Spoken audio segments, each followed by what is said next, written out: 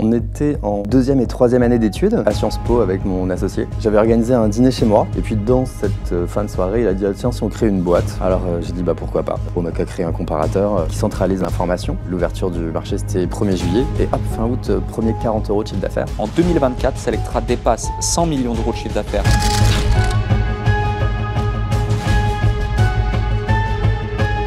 Je dîne un jour avec un ami qui me dit « J'ai fait mon état des lieux hier, tu devrais mettre ton numéro de téléphone à côté de la relève des compteurs. » Quelle bonne idée! Comment ne pas y avoir pensé avant? Conversion 100%. On est vraiment le prototype de la boîte qui va être entièrement révolutionné par l'IA. C'est un cataclysme probable. On risque de se faire défoncer nos revenus. Le SEO, l'essentiel, c'est le timing. Donc qu'est-ce qui nous reste? Un troisième pilier dont on n'a pas parlé.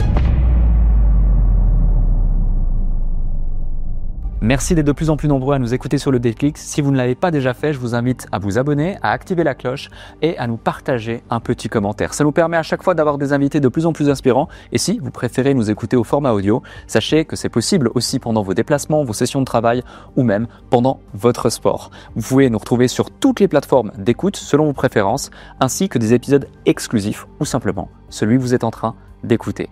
Merci encore, ça nous permet à chaque fois de continuer à évoluer. Et maintenant, on se retrouve avec l'épisode du jour. Bonjour et bienvenue dans ce nouvel épisode du podcast Le Déclic. Encore une fois, bien accompagné, je suis avec Xavier Pinon. Comment tu vas? Très bien, et toi Alec? Eh bien écoute, en pleine forme, merci d'être là, ça fait extrêmement plaisir de t'accueillir sur le plateau du Déclic. Rapidement, je vais te présenter et j'ai plein de questions pour toi. Co-fondateur et co-CEO de Selectra, créé en 2007, principal comparateur français de contrats pour particuliers. On parle de plus de 2200 collaborateurs présents dans une dizaine de pays. En 2024, Selectra dépasse 100 millions d'euros de chiffre d'affaires annuel pour la première fois. Auteur du guide du management en mode start-up, président du groupe entrepreneur de Sciences Po Alumni et faisant partie lauréat Choiseul 100 également. Bienvenue Xavier sur Le Déclic. Merci. J'ai plein de questions pour toi, mais avant ça, le Déclic Selectra, c'est quand, c'est où, qui était avec toi et qu'est-ce qui fait que tu te dis, vous vous dites, on se lance? On était en deuxième et troisième année d'études à Sciences Po avec mon associé. Et j'avais organisé un dîner chez moi. Puis j'ai reçu un texto vraiment à la fin du dîner de ce futur associé qui m'a dit « Tiens, je sors d'une soirée pas très loin, est-ce que je peux passer ?» Donc j'ai dit bah, ouais, si tu veux. Puis je me souviens encore, donc ils se sont croisés, donc mes invités et lui se sont croisés vers 23h30, je sais pas, à la fin du dîner. Et puis dans cette fin de soirée, il a dit tiens, si on crée une boîte. Alors j'ai dit bah pourquoi pas. Et puis on s'est dit une boîte de quoi? Et puis on avait lu dans les médias qu'on allait bientôt pouvoir choisir son fournisseur d'énergie, puisqu'on était en mars 2007. Et au 1er juillet 2007, pour la première fois, les particuliers allaient pouvoir choisir leur fournisseur d'énergie. Donc on s'est dit, bon, on n'a qu'à créer un comparateur, les gens auront besoin d'avoir un site internet qui centralise un peu l'information. Et puis mon père était courtier en assurance, et donc il y avait un peu aussi cette idée qui traînait de comparer différentes offres, et là il allait y avoir un nouveau champ qui allait s'ouvrir. Donc sans le savoir à 19 et 20 ans, c'était une opportunité réglementaire finalement dont on s'est saisi pour lancer cette idée. Et donc ça aurait pu rester là, sauf que on s'est mis à bosser. En parallèle de nos études, évidemment, en faisant ça pour rigoler, pour apprendre 2 heures par semaine, quoi. Donc il n'y avait rien de très sérieux dans ce projet entrepreneurial. Donc 19-20 ans, vous sortez de soirée, vous vous dites si on crée une boîte, puis reliant différents points, vous dites qu'il y a un marché, il y a une opportunité, vous commencez à travailler dessus. C'est assez dingue comme anecdote, c'était votre première expérience entrepreneuriale? Ah oui. Ouais. À 19 et 20 ans, on n'avait pas déjà révolutionné le monde de je ne sais quoi. Non, on était vraiment jeunes, inexpérimentés et pas du tout, tu vois, même en train d'analyser des tendances de marché ou je ne sais quoi. Voilà. C'est bien de le spécifier parce que c'est assez dingue. Pour apprendre, c'était pour apprendre en fait. Complètement, et c'est assez fou de créer les bases et les fondations d'un groupe comme Selectra aujourd'hui, même s'il y a eu plein de pivots, il y a eu plein de choses qui se sont passées et on va y revenir parce que c'est un parcours assez dingue. C'est quoi les premières étapes lorsque vous vous dites, bon, on prend quand même au sérieux ce projet et puis on va quelques heures par jour ou par semaine commencer à mettre tout ça sur pied? Ouais. Eh ben, il fallait créer un site internet. Donc je suis nul en tech. Mon associé au contraire a beaucoup d'appétence sur ces questions, même s'il n'est pas du tout dev lui-même. Et donc il s'est mis à créer le site internet. et puis à commencer à s'inscrire sur des plateformes d'affiliation. Donc, tu sais, des intermédiaires qui rémunèrent des éditeurs de contenu, qui s'inscrivent à des programmes d'annonceurs qui veulent promouvoir leur marque au travers d'éditeurs de contenu. Et puis, le jour où il y a le premier euro de chiffre d'affaires qui tombe, c'était en août, donc on s'y était mis en mars. L'ouverture du marché, c'était 1er juillet. Et hop, fin août, premier 40 euros de chiffre d'affaires. Donc on a créé la société début septembre. Donc c'est ça les toutes premières étapes pour pouvoir encaisser nos 40 premiers euros. Wow. Voilà le cycle du tout début. C'est assez incroyable, hein, parce que c'est vraiment... on a presque l'impression que c'est une sorte de projet étudiant entre potes. Mais complètement. C'est vraiment un hobby, quoi. Ah ouais. Et donc avec zéro dépense, puisque nos seuls frais, c'était les frais bancaires de 2,99 € par mois, je crois, qui sont restés très longtemps. Nos seules dépenses, c'est avec les dépenses d'hébergement du site web. Mais sinon, c'était simplement notre force de travail, en fait. C'est une industrie qui est très peu capitalistique. N'importe qui peut créer son site internet avec des dépenses minimes. Complètement. Et quelles sont les étapes suivantes où ça commence à générer de plus en plus de chiffre d'affaires, après 1 an, après 2 ans, jusqu'au moment où vous vous dites, en fait, c'est pas juste un petit projet sur le côté, on va pouvoir vraiment développer quelque chose de gros potentiellement? Alors, pendant plusieurs années, donc de 2007 à 2010, quand même 3 ans, il ne se passe rien, puisque tout le monde se fout complètement de changer de fournisseur d'électricité. Tout le monde veut rester chez le fournisseur historique. Donc, le marché est très, très peu actif, en réalité, sur le marché de l'électricité de détail, pareil sur le gaz. Et puis, ce qu'on a compris un jour, c'est qu'il fallait changer notre fusil d'épaule, faire un pivot.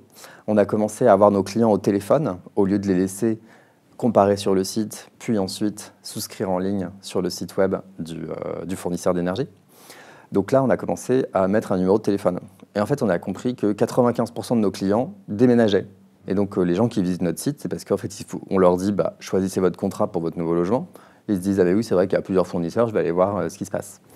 Mais donc, s'il n'y a pas ce déclencheur, on n'est pas du tout dans un marché où les gens vont spontanément aller regarder, payer moins cher, je ne sais quoi. Vraiment, c'est pas du tout dans la philosophie de l'époque. Et du coup, problème, donc via les plateformes d'affiliation, la situation du déménagement n'était jamais rémunérée.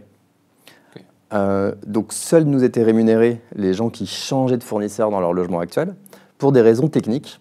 En fait, vous avez sur votre compteur d'électricité, vous avez un numéro qui correspond à ce compteur qui s'appelle le numéro de point de livraison. Faute d'avoir développé à l'époque les technologies qui permettaient en ligne aux clients de détecter le point de livraison de leur nouveau logement, c'est assez compliqué d'aller chercher dans les bases de données le bon numéro de point de livraison.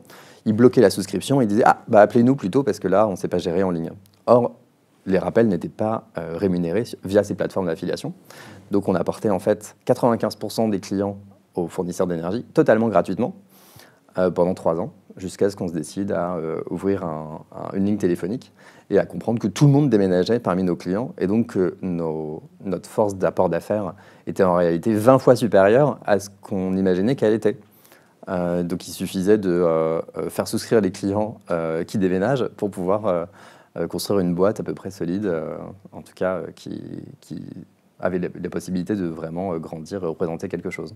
Et quand tu prends conscience de ça, avec la data, les éléments, les numéros de téléphone, dont tu appelles potentiellement ces clients les uns après les autres, c'est quoi le déclic que tu as à ce moment-là, les étapes que tu mets en place, que vous mettez en place pour monétiser toutes ces personnes et même au niveau peut-être de votre positionnement marketing, des messages que vous véhiculez, des emails que vous envoyez, de l'approche terrain que vous avez? On n'en était pas là du tout. Ok. Donc du coup, nous on était avec notre téléphone à l'incubateur de Sciences Po, il y avait un téléphone fixe qui ne cessait de sonner, Ok. parce que c'était ce numéro-là qui était donné. Donc on était à décrocher le téléphone qui ne cessait de sonner et à se dire mince, en fait il nous faut un système de VoIP pour pouvoir accueillir plusieurs appels en même temps. Ouais. Et ensuite, il faudrait recruter des gens pour pouvoir décrocher ces appels, faire en sorte de faire ces ventes.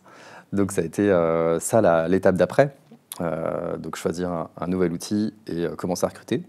Ouais. Premier recrutement, premiers échecs. Donc fin de période d'essai, beaucoup de difficultés à identifier les bons profils pour d'autres cas et à vraiment... démarrer l'activité. Et puis bientôt déménagement, puisque les locaux de l'incubateur de Sciences Po devenaient un peu trop petits. Donc c'est là où on a déménagé, juste au-dessus du KFC à Strasbourg-Saint-Denis, à Paris. Donc des locaux pas très chers, mais très centraux. 90 mètres carrés, où on a commencé à installer un call center de fortune avec des bouts de table, des bouts de polystyrène pour séparer les bouts de table, pour pas que les gens s'entendent trop les uns en face des autres.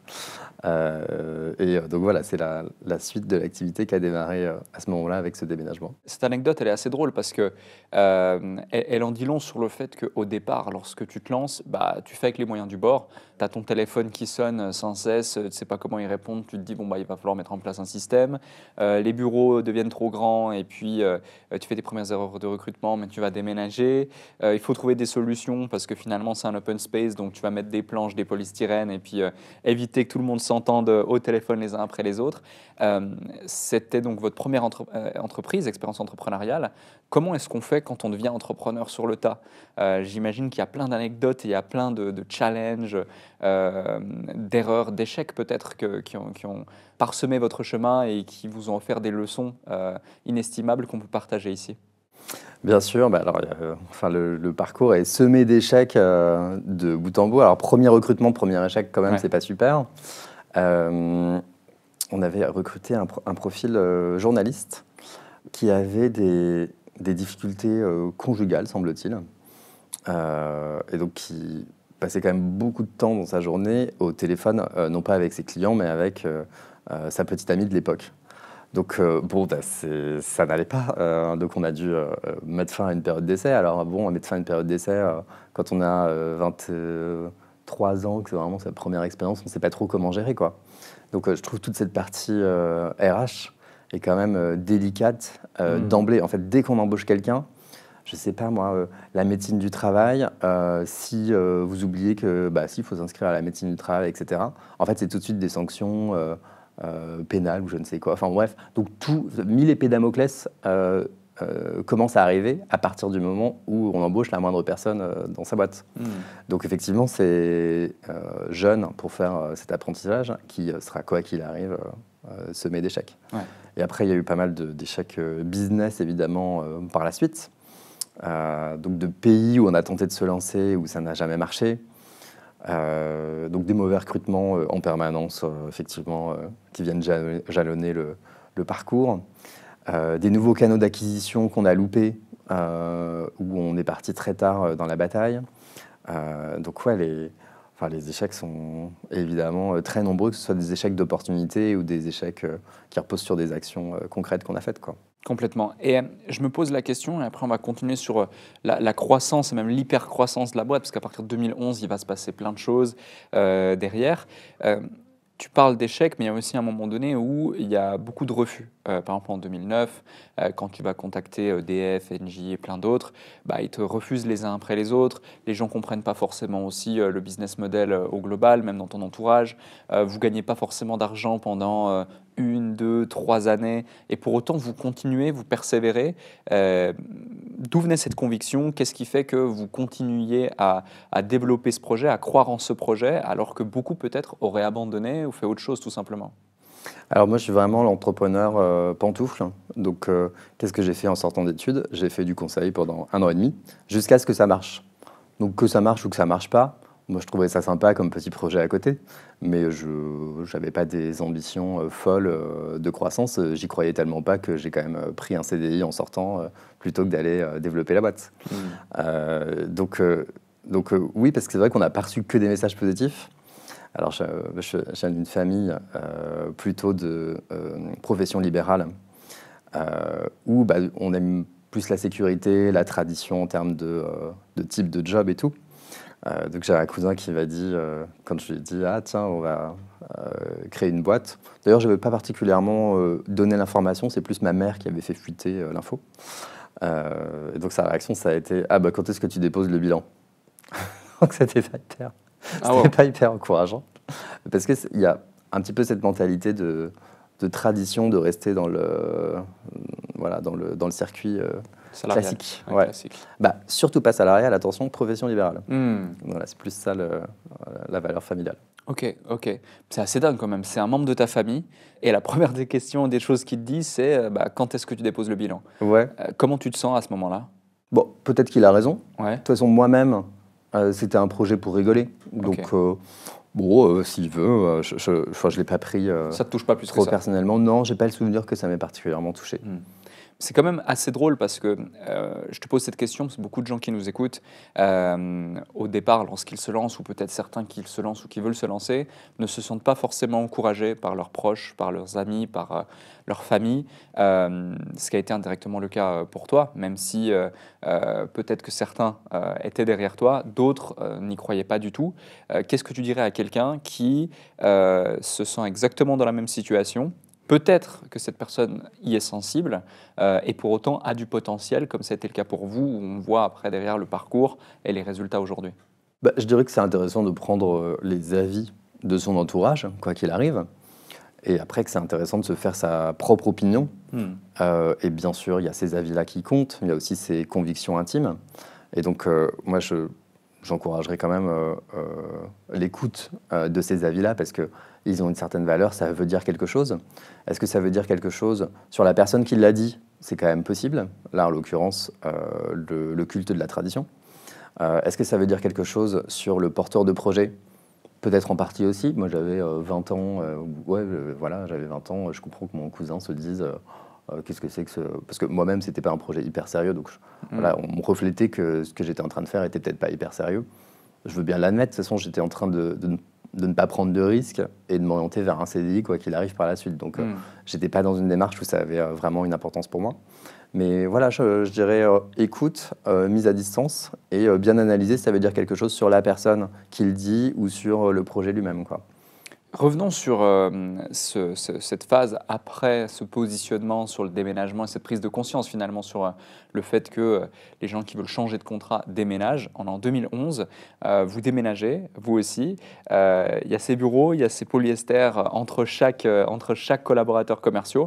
Qu'est-ce qui se passe ensuite? Dans quelle mesure ça commence à prendre, à croître? Quels sont les éléments que vous changez pour rendre ce modèle économique rentable, scalable et utiliser les bons leviers pour pouvoir commencer à s'envoler? Alors, ce qui est bien, c'est que c'était rentable depuis le premier jour, puisqu'on n'a jamais ajouté des coûts sans qu'il y ait les revenus en face. Donc, ce qui est très pratique, et que chaque dépense supplémentaire, c'était quand même essentiellement des nouvelles personnes qui décrochaient le téléphone, parce qu'on avait plus d'appels que ce qu'on pensait, et donc à rajouter un revenu variable par-dessus son coût.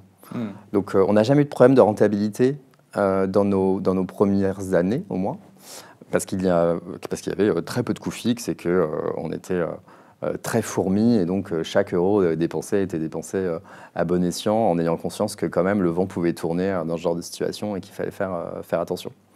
Donc l'activité a décollé avec peu de coûts fixes et une vraie attention à mince, ça peut changer du jour au lendemain, soyons prudents, n'investissons pas non plus trop rapidement ce qu'on a gagné, parce que tout ça peut changer.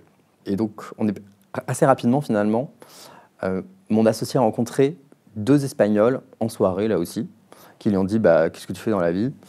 Donc mon associé a dit on a créé un comparateur des fournisseurs d'énergie en France, et les Espagnols, qui eux-mêmes sont très amis, vraiment 2 meilleurs amis, qui se sont mis à travailler dans des grosses boîtes françaises à la fin de leurs études. Donc ces Espagnols ont dit tiens, on pourrait peut-être faire la même chose en Espagne, qu'est-ce qui nous empêcherait de le faire, est-ce que c'est possible? Et puis ils ont regardé le marché espagnol, ils se sont rendus compte que oui, c'était possible de le faire. Donc l'un est parti sur un plan de départ volontaire de Carrefour à l'époque, donc une boîte qui ne cesse d'avoir des plans de départ volontaires. Voilà, l'un d'eux a été saisi par cet associé, qui a commencé à travailler sur le projet en faisant exactement la même chose en Espagne, avec succès, puisque l'Espagne aujourd'hui est notre premier marché, deuxième marché, égalité avec la France, et accueille par ailleurs l'essentiel de nos équipes pour l'Europe. Donc ça a été évidemment une rencontre très, très décisive. Donc au début, on a créé notre site internet espagnol comme on avait fait pour la France. Et puis, il fallait créer un partenariat, un premier partenaire.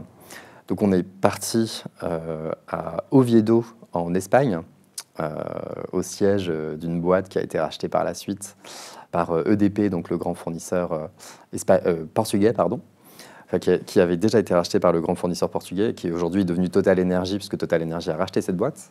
Et donc au siège de cette boîte à Oviedo, on commence à leur expliquer, voilà, vous êtes fournisseur d'énergie, nous on peut vous apporter des clients de telle façon, on pense que ça peut marcher, vous seriez notre premier partenaire, donc il y aura un lien un peu historique entre nous. Et donc ça a très très bien marché, vraiment de façon très surprenante, puisque les volumes étaient là très vite, il y avait très peu de concurrence à l'époque sur le marché espagnol, et donc l'essentiel du volume venait chez nous. Et donc, a posteriori, la personne qu'on a rencontrée chez ce fournisseur d'énergie nous a raconté que dès l'instant où on avait quitté le bâtiment, où ils avaient fermé la porte, ils avaient explosé de rire avec son boss à elle, en disant « Mais c'est qui ces deux jeunes qui viennent nous expliquer comment vendre des contrats de fournisseurs d'énergie en Espagne ?» Allez, on va dire oui, parce qu'ils ont l'air sympas et pour tester, mais on n'y croit pas du tout. Donc voilà, c'était rigolo de savoir a posteriori qu'en fait, on n'a pas du tout été aussi convaincant qu'on le croyait et que encore le projet paraissait complètement illusoire. On est à quelle année à ce moment-là? 2013. Ok, donc 2 ans plus tard, excuse-moi, je t'ai coupé. Et donc 2011, il y a ce pivot, cette prise de conscience. 2013, 2 ans plus tard, il y a déjà la volonté de développer un autre marché avec l'Espagne. Alors décidément, les soirées ont été assez rentables à chaque fois dans ton parcours. Exactement. La vie est faite de rencontres, donc Complètement. c'est ça qui va orienter beaucoup les activités professionnelles de chacun, je pense. Ouais. 100% aligné. Et qu'est-ce qui fait que, c'est pas anodin, au bout de 2 ans, parce qu'à ce moment-là, et ça peut être intéressant d'avoir un petit peu les chiffres de votre premier marché à ce moment-là, qui est la France, où est-ce que vous en êtes en termes de chiffre d'affaires, en termes d'équipe, en termes de structuration, parce que c'est pas quelque chose de naturel après 2 ans d'activité où on a vraiment craqué le code, même si ça faisait plusieurs années en amont quand même, de tout de suite vouloir développer un autre pays. Est-ce que c'est parce que vous vous êtes dit, il y a une opportunité, ça présente aucun risque, pourquoi pas, et ça ne nous défocalise pas du développement de la France parce qu'on a cette personne qui va le faire en Espagne, donc concours de circonstances finalement, peut-être coup d'opportunité, on doit y aller, sinon d'autres vont le faire avant nous. Pour autant, c'est votre première expérience entrepreneuriale.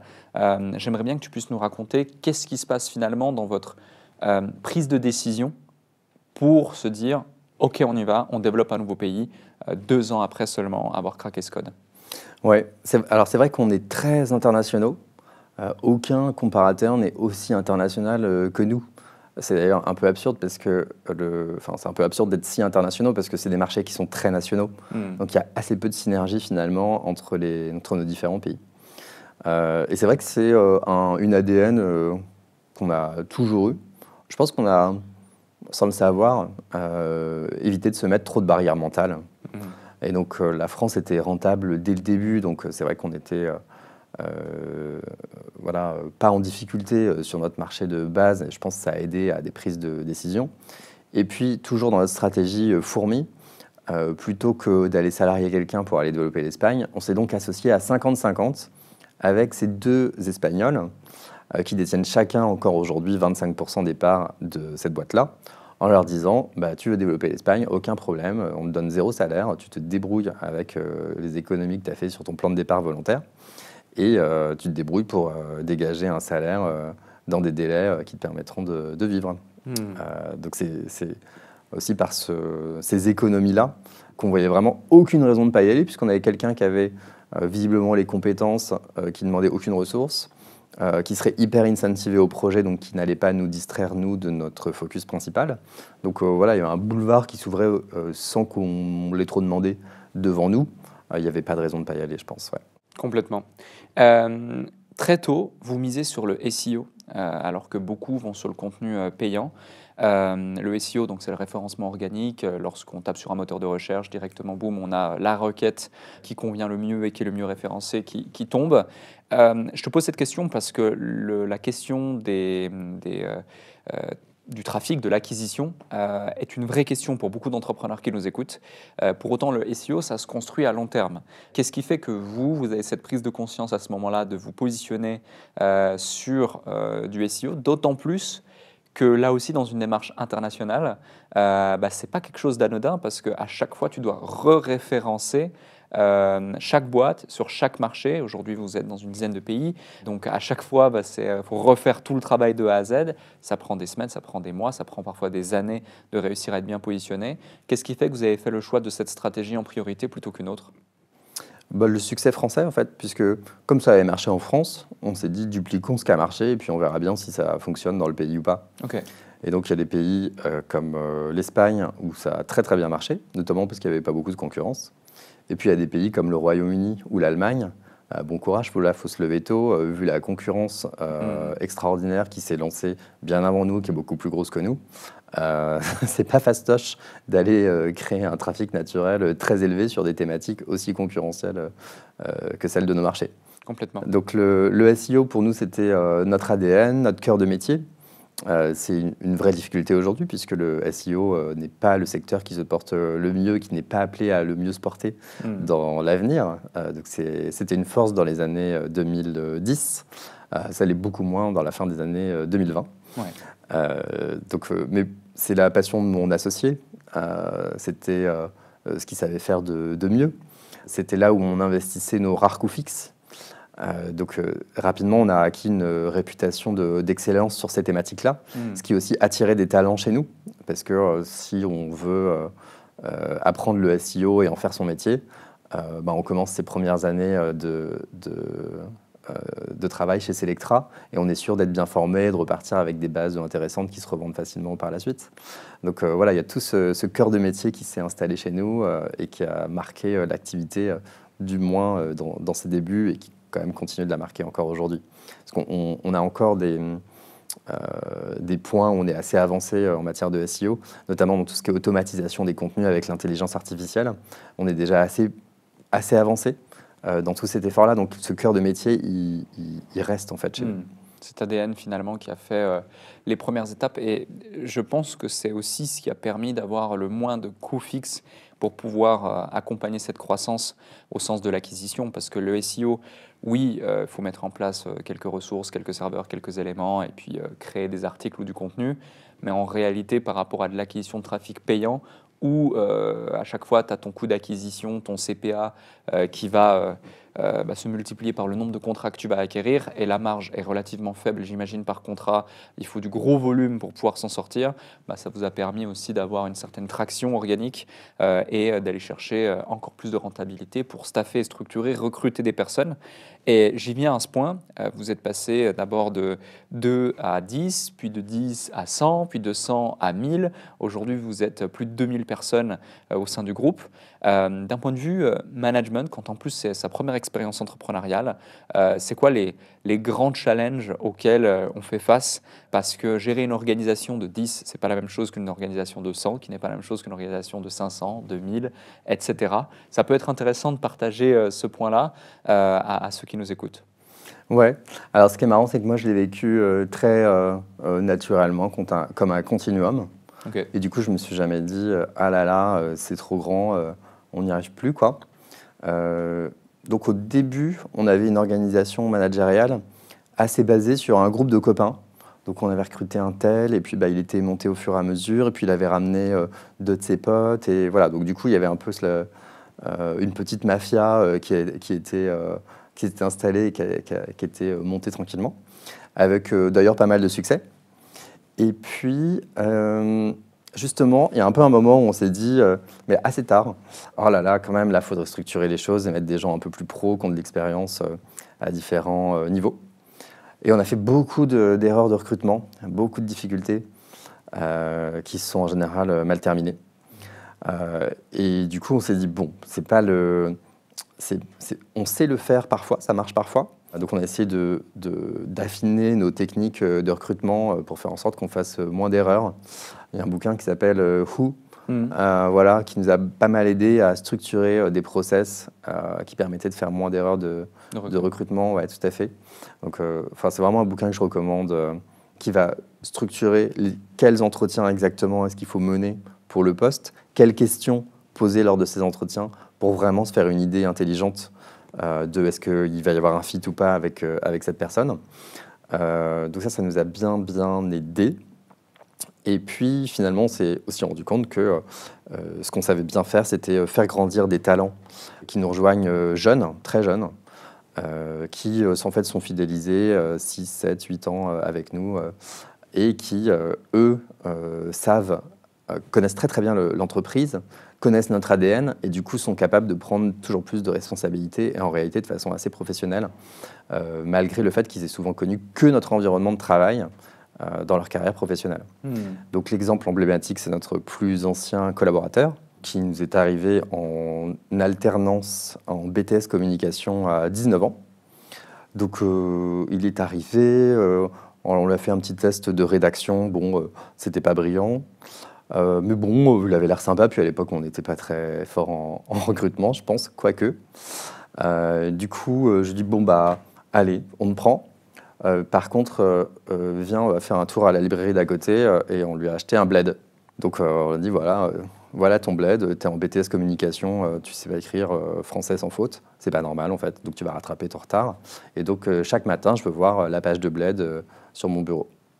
Donc la relation professionnelle a démarré comme ça. Et aujourd'hui, donc, il est toujours présent parmi nous, c'est notre CTO, puisqu'en réalité, il avait des appétences techniques bien plus fortes que des appétences littéraires, malgré son BTS communication, et qu'il s'est formé énormément sur le tas, et que par ailleurs, il a des compétences humaines qui le prédisposent beaucoup au management. Donc tout ça a fait que finalement, au fur et à mesure des années, il a pris beaucoup d'ancienneté, de grade, qui est devenu CTO, et qui s'est marié avec notre COO finalement. Voilà, avec un power couple dans les C-level chez Selectra. C'est un super exemple justement de faire monter en compétences progressivement et en responsabilité un élément depuis le début. Tu as aussi cité le fait que lorsque vous êtes, pour reprendre ton propos, une sorte de mafia entre potes, tous ensemble, vous avez envie de structurer, de recruter des gens peut-être un petit peu plus seniors, etc. Et tu as évoqué le fait d'avoir fait ici plein d'erreurs. Si possible, est-ce que tu peux nous en raconter une ou nous partager un exemple concret de cette erreur et pourquoi? Dans le sens où il y a beaucoup d'entrepreneurs qui vont commencer à développer leur entreprise, vont avoir 2, 3, 4, 5, 10 collaborateurs qu'ils ont essayé de recruter un petit peu, comme tu viens d'évoquer. On a un besoin, on recrute un pote ici, un mec par là, ah tiens, il y a une opportunité là. Voilà. Et ça marche, ça fonctionne, on sait qu'on doit structurer, mais on ne sait pas comment faire, parce qu'on ne l'a pas appris. C'est exactement ce que tu as vécu, ce que vous avez vécu finalement.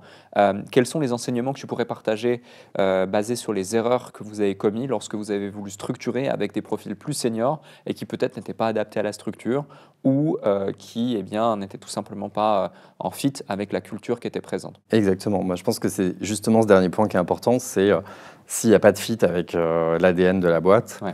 en fait, c'est pas possible, quoi. C'est déjà assez compliqué d'arriver sur le tard à un niveau de management élevé sans avoir connu l'historique, le détail de comment tout fonctionne. Si en plus il n'y a pas le fit d'ADN, c'est vrai que c'est vraiment inenvisageable que ça fonctionne. Donc nous, en l'occurrence, notre ADN, c'est donc très très main dans le cambouis. Donc on n'a pas des C-level qui pontifient en donnant des ordres, quoi. On a vraiment des C-level qui vont faire eux-mêmes.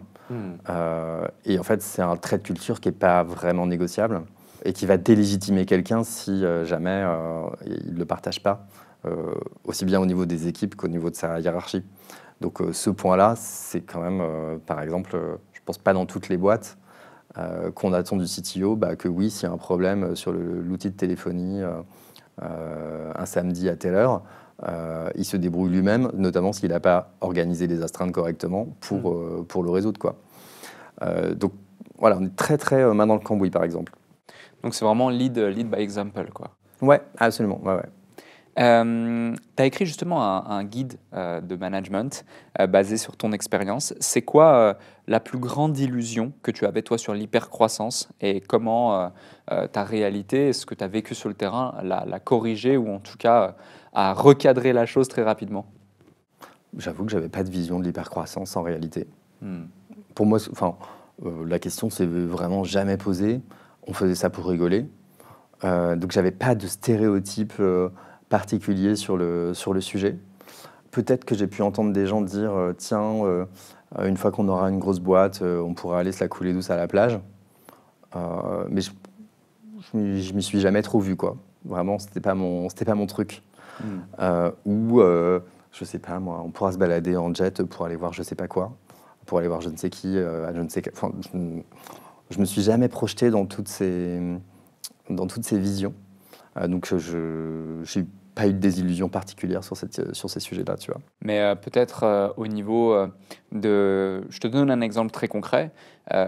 Beaucoup pensent que lorsqu'ils vont avoir un certain nombre de salariés ou un certain nombre de niveaux de chiffre d'affaires, ils vont pouvoir sortir complètement de l'opérationnel et tout va fonctionner tout seul.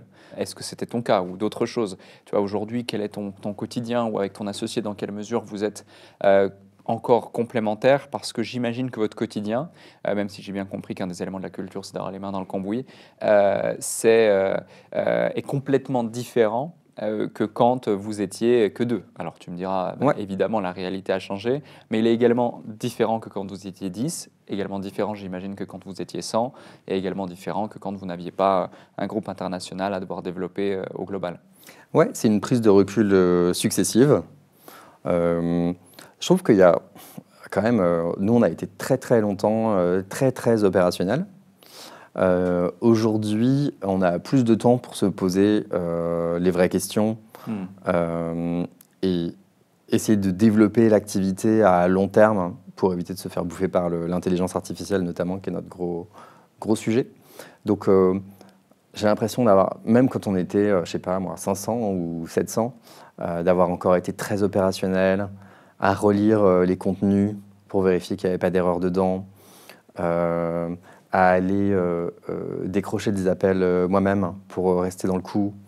Donc très tard, finalement, effectivement, est venue cette phase où on a vraiment la capacité à prendre du recul et à faire un travail managérial où on aide les gens à prendre du recul, à se focusser sur les vrais sujets grâce aux OKR qu'on définit tous les trimestres et à essayer de leur apporter des inputs pour que, en fait, eux-mêmes grandissent dans leur leadership et créent la valeur plutôt que d'essayer de créer la valeur soi-même. C'est ça un peu le shift qu'on a fait, mais très tardivement. On va parler maintenant du scaling au global, notamment à l'international. On a évoqué le fait qu'en 2024, vous dépassez les 100 millions de chiffre d'affaires. C'est 100 millions consolidés sur l'ensemble du groupe, c'est ça? Ouais. Est-ce que tu peux nous détailler plus ou moins, mais entre la France, l'Espagne et les différents autres pays, si tu veux même les citer, comment se répartit le chiffre d'affaires et la zone de couverture que vous avez aujourd'hui? Ouais, donc c'est simple, c'est un tiers France, un tiers Espagne, un tiers le reste. Ok. Et donc le reste, il y a essentiellement l'Europe. On a quand même un beau succès au Japon. Voilà, Donc vous êtes allé aussi en Asie, quoi. Oui, en fait, on s'est rencontrés en cours de japonais avec mon associé. Okay. Donc on ne s'est pas non plus mis une barrière mentale en se disant tiens, c'est trop loin, ou c'est trop compliqué, ou c'est trop différent. Et puis des pays d'Amérique latine, donc Mexique, Pérou, Chili, essentiellement. Et ces différents pays, donc que ce soit des pays en Europe ou le Japon, l'Amérique latine, outre le fait de se dire ah bah tiens, on s'est rencontrés en cours de japonais, c'est chouette, petit clin d'œil à notre rencontre, on va développer le Japon. J'imagine, contredis-moi si je me trompe, hein, mais qu'il y a une analyse de marché au préalable, il y a une réflexion sur le sujet en question, il y a une analyse, une connaissance des différents acteurs déjà présents, de la capacité à pouvoir pénétrer ce marché, des difficultés, des barrières à l'entrée, etc. Est-ce que c'est une approche très rationnelle des choses comme je viens d'évoquer, ou vous êtes parti en soirée, vous avez rencontré un Japonais et vous êtes dit on va développer le Japon ou l'Argentine ou autre. Est-ce que tu peux nous raconter ces éléments? Non, alors on ne fait pas des grandes études de marché, on pense que ça ne sert à rien. D'accord. On n'investit pas dans une fonderie de puces de je ne sais quoi. On crée un site internet, donc on n'est pas sur des dépenses qui sont très élevées.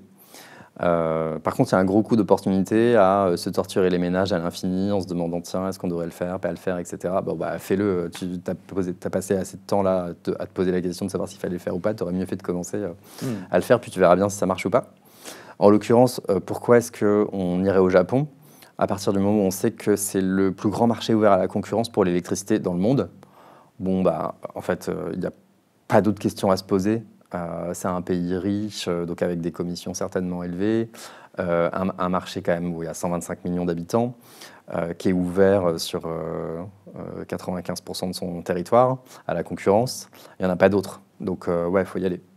Faut y aller. C'est intéressant ce que tu évoques, c'est Les barrières à l'entrée. Tu dis, bon, faut juste créer un site internet. Très faible. Il n'y a pas grand-chose d'autre à faire. Ouais. On teste le marché et puis on verra bien si ça prend, si ça mord. Grosso modo, si je traduis, c'est ça. Du coup, ma question, parce que c'est certain que certains se la posent, et ils se la posent au quotidien, même pour leur propre projet.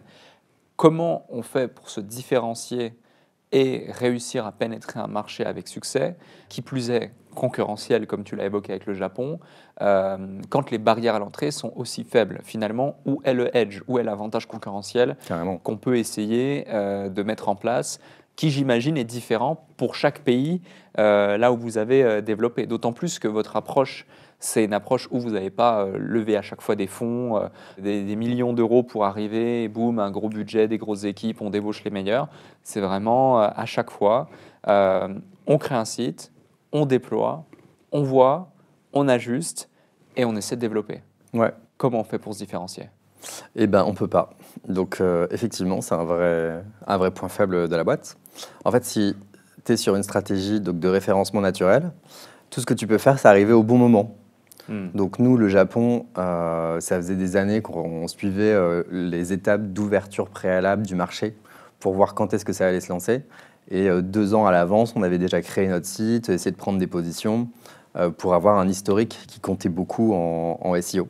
Donc le SEO, l'essentiel, c'est le timing. Donc en France, on est arrivé donc pile poil en juillet 2007 à l'ouverture. On est quand même très peu nombreux à être présents sur ce marché à l'ouverture. En Espagne, on est arrivé très très tôt. Au Japon, on est arrivé très très tôt. En Allemagne, au Royaume-Uni, impossible d'exister. Vraiment, sur ces marchés en SEO, impossible. Mais vraiment un trafic, mais extraordinairement bas sur tous ces marchés-là. Donc du coup, sur des marchés comme l'Allemagne, on est obligé de faire du SEA comme tout le monde, et du coup avec des marges qui sont plus faibles, comme tu l'as déjà souligné.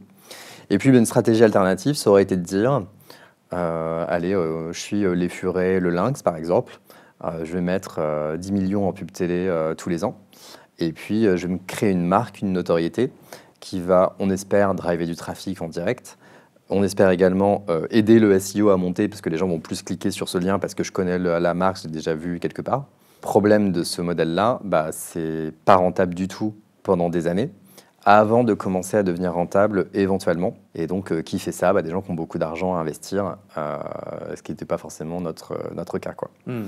Donc en effet, ça devient très difficile à un moment donné de pénétrer un marché si on a loupé le coche initial quand on veut développer un marché à partir du SEO.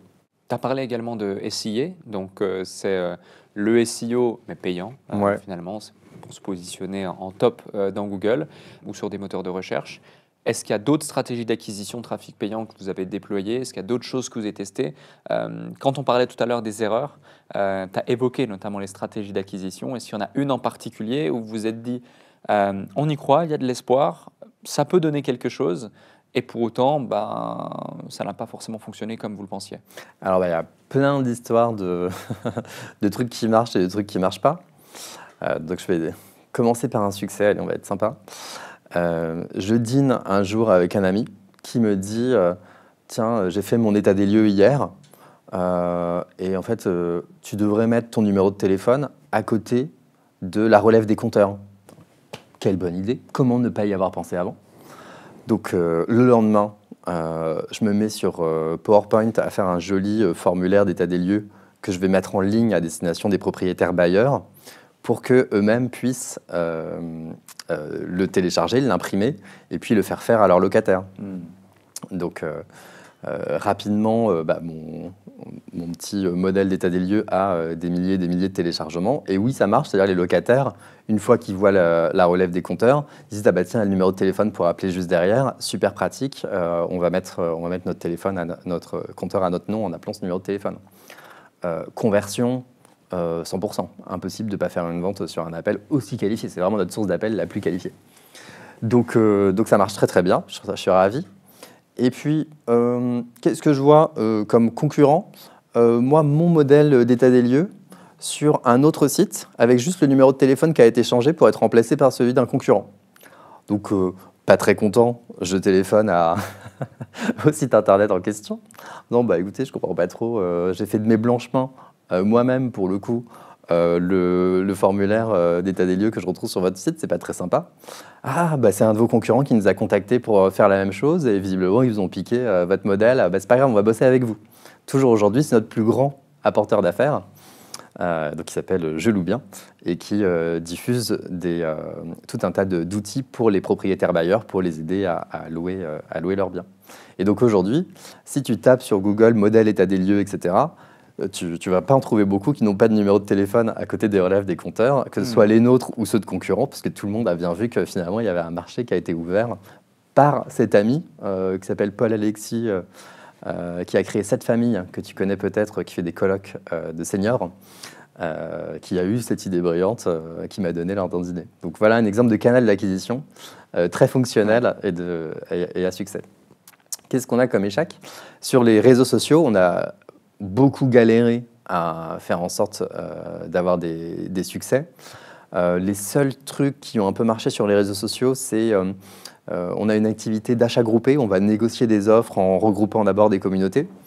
Et donc quand on avait des belles retombées presse dans les médias, avec des médias connus, si on les boostait sur les réseaux sociaux, on arrivait à avoir suffisamment de flux de préinscription à faible coût pour que ce soit rentable. Mais sinon, nos campagnes, elles sont soit borderline rentables, soit déficitaires. Donc on n'arrive pas à utiliser vraiment Meta, TikTok, encore moins, vraiment TikTok, jamais on est arrivé à la rentabilité. Donc ces différentes plateformes-là, chez nous, fonctionnent très très mal. YouTube, beaucoup de difficultés. Donc tout notre investissement est concentré sur Google Ads en search et un petit peu sur d'autres canaux Google, mais sinon on a toujours eu beaucoup de difficultés. Ouais, quand tu parles de Meta ou d'autres sur lesquels vous avez eu des difficultés, est-ce que c'est un problème de coût d'acquisition? Est-ce que c'est un problème de marge sur chaque dossier? Parce qu'en plus de ça, il n'y a pas forcément, je pense, un gros taux de repeat par rapport à chaque client qu'on va acquérir. C'est-à-dire que la personne qui déménage, en général, il va se passer plusieurs années, voire peut-être jamais, avant qu'elle redéménage ou qu'elle rechange de contrat.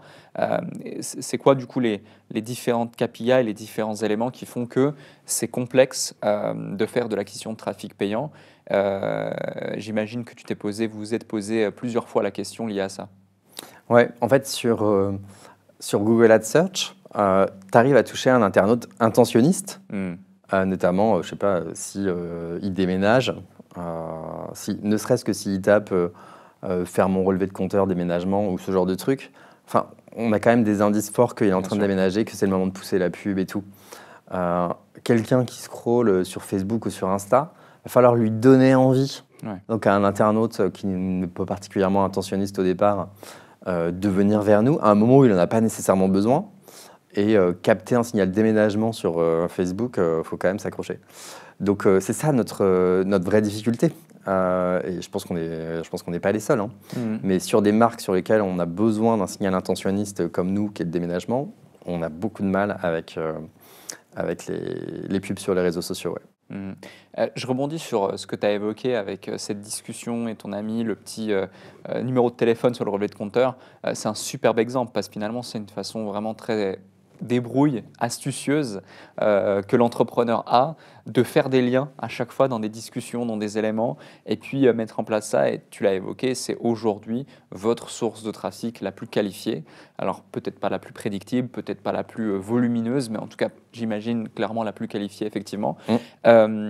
Tu évoquais aussi le fait que l'intelligence artificielle, c'est, je ne sais pas si tu as utilisé ce terme, mais une menace ou en tout cas un vrai challenge, un vrai enjeu auquel répondre aujourd'hui. Dans quelle mesure c'est un challenge pour vous, c'est un enjeu? Est-ce que c'est lié au SEO? Est-ce que c'est lié à d'autres choses? Est-ce qu'aussi les habitudes des utilisateurs, notamment de Google ou d'autres moteurs de recherche, changent aujourd'hui? On ne va plus forcément taper sur Google. Avant ChatGPT, on voyait déjà que beaucoup plus d'utilisateurs allaient taper sur TikTok ou sur les réseaux sociaux plutôt que sur Google pour une certaine catégorie d'âge.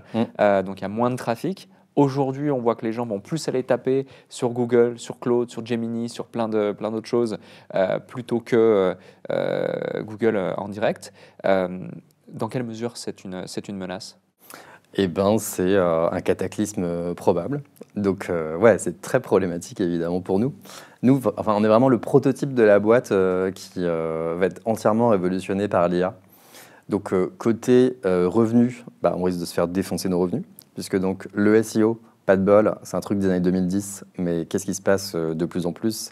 Effectivement, si tu fais tes recherches sur OpenAI, ChatGPT, si tu fais tes recherches sur Gemini, souvent tu vas trouver l'information qui aura été pillée sur les sites des éditeurs de contenu, qui te sera recrachée pile poil comme toi tu veux, selon l'angle de la question que tu as posée. Chance que tu sois redirigé vers notre site, proche de 0 à l'heure actuelle, ou 0,1 quoi. Donc du coup, baisse de trafic par l'utilisation des moteurs de recherche d'intelligence artificielle.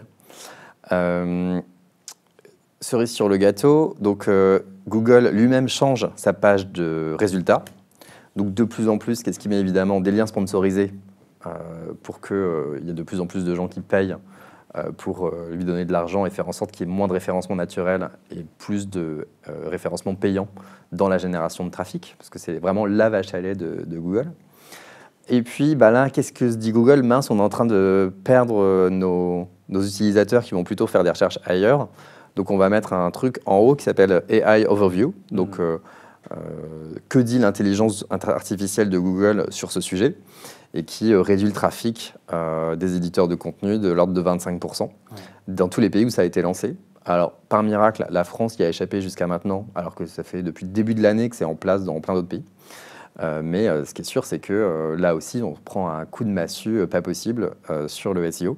Donc à la fois par la baisse progressive, l'érosion du nombre de recherches, et par le fait que ces recherches, même sur Google, vont être de moins en moins nombreuses à donner naissance à un clic sur un contenu. Le tout, évidemment, sans rémunération des éditeurs de contenu. C'est les grands débats qui agitent actuellement la sphère des médias, puisque moi, j'en discutais avec une amie, par exemple, qui travaille aux Échos. Elle me dit que tout le monde est catastrophé aux Échos parce qu'ils risquent de se produire, et donc des accords sur comment faire en sorte que ce modèle économique tienne avec les moteurs d'IA sont nécessaires à la survie de la presse probablement, sauf si on continue à avoir des milliardaires qui veulent bien couvrir les coûts à l'infini. Donc ça c'est pour la partie SEO, quand même pas hyper joyeux. Revenu donc. Alors revenu et sous-catégorie référencement naturel. Okay. Alors, regardons revenu, catégorie référencement payant. Et si les gens font leur recherche sur ChatGPT, on ne sait pas encore très bien comment est-ce que ça va se monétiser par du référencement payant. Est-ce qu'il va y avoir des pubs au-dessus du texte? Est-ce qu'à l'intérieur du texte, il va y avoir, et par ailleurs, vous pouvez appeler Selectra, tel numéro? On ne sait pas, parce que pour l'instant, ce n'est pas très en place. Ouais. Mais bon, ce qui est sûr, c'est que si ils ne trouvent pas le moyen de faire de la pub efficace là-dedans, Google perd sa vache à lait qui fait, je ne sais plus, c'est 2/3 ou 3/4 de ses revenus. Donc, moi, mon petit doigt me dit que Google va se débrouiller pour que d'une façon ou d'une autre, il y ait de la pub là-dedans et que nous, on puisse continuer à générer du trafic au travers de systèmes de publicité. Donc, à risque, parce que transformation, et on ne sait pas très bien laquelle, mais un peu moins que le reste. Donc, qu'est-ce qui nous reste? Un troisième pilier dont on n'a pas parlé en réalité, qui sont les partenariats. Donc, avec un tas de boîtes, notamment dans l'immobilier, des agences immobilières qui nous envoient des clients qui sont en situation de déménagement, donc par exemple pour des agences immobilières, ou pour des banques ou applications bancaires qui surveillent leurs dépenses sur leur relevé de compte, ou qui sont à la recherche de bons plans sur tel secteur, du rachat de crédit, bref, plein de gens qui sont en situation où ils cherchent à faire des économies. On leur dit « Ah, vous pourriez aussi faire des économies là-dessus, n'hésitez pas ». Donc ce troisième pilier-là, a priori, échappe aux problématiques du référencement naturel, et du coup est le pilier le plus solide qu'il faut absolument développer dans un contexte où les deux autres piliers sont en difficulté. Donc ça, c'est côté revenu. Côté coût, beaucoup de choses peuvent être automatisées chez nous par l'intelligence artificielle. Tous les contenus, quand même, qui doivent être mis à jour régulièrement. Donc auparavant, dès qu'un fournisseur changeait son prix, il fallait qu'on aille commenter qui est plutôt moins cher que qui, etc. Aujourd'hui, c'est l'IA qui, sur la base d'une base de données qu'on alimente manuellement, écrit ses contenus toute seule, et donc les met à jour toute seule au fur et à mesure qu'on met à jour notre base de données centrale, quoi. Donc ça nous fait quand même des économies majeures sur les coûts de contenu. L'IA, chez nous, il y a beaucoup de back-office, beaucoup de qualité, du chat, un tas de trucs sur lesquels l'IA quand même va être de plus en plus compétitive. Et puis le gros des troupes, c'est quand même des commerciaux. Est-ce que l'IA demain va être capable de remplacer des commerciaux pour faire des ventes toutes seules? C'est possible. Je pense qu'on sera plutôt les derniers concernés parce que on a une vente quand même compliquée, on vend énormément de produits différents, on fait du cross-sell, on a besoin de nouer de l'empathie avec le client pour qu'il nous recontacte par la suite. Enfin bref, il y a beaucoup de sujets qui font que je pense qu'on appellera d'abord son service client de téléphonie et qu'on se fera décrocher par une IA plutôt que d'appeler Selectra et de se faire décrocher par une IA. Mais bon, là quand même, on s'y met sérieusement et on travaille le sujet parce qu'on pense quand même que c'est l'avenir et que ça va quand même arriver. Ouais. Et c'est un bon point, justement, cette partie aussi automatisation des choses en interne. Parce que d'un côté, tu as une baisse des revenus, mais tu peux aussi avoir une baisse des coûts. Après, en proportion, effectivement, ce n'est pas les mêmes. Ça dépend du timing aussi. C'est très incertain pour l'instant. Ouais. Exactement. Et d'autant plus que, alors le gros avantage, c'est que vu que vous êtes sur plusieurs pays, même plusieurs continents, avec l'IA, tu peux instantanément tout traduire, tout dupliquer, tout améliorer, utiliser les données de l'un pour améliorer l'autre, etc. Donc ça peut créer des synergies convergentes assez intéressantes au global. Voire lancer des nouveaux marchés plus facilement, probablement. Complètement. Mais mon point, c'est au niveau, tu disais, le gros des troupes sont des commerciaux. Aujourd'hui, sur ces plus de 2000 personnes, en proportion, combien sont des commerciaux? Quel autre type de collaborateurs tu as? Comment vous avez réparti les pôles sur chacune des structures? Et est-ce que c'est similaire, quel que soit le pays, finalement? On doit être 70% à peu près. De commerciaux? Ouais, dans les effectifs. D'accord. Après, on a des grosses équipes contenu. Des grosses équipes tech, des grosses équipes recrutement, puisque dans les centres d'appel, le turnover est élevé, donc le recrutement est une activité aussi importante chez nous.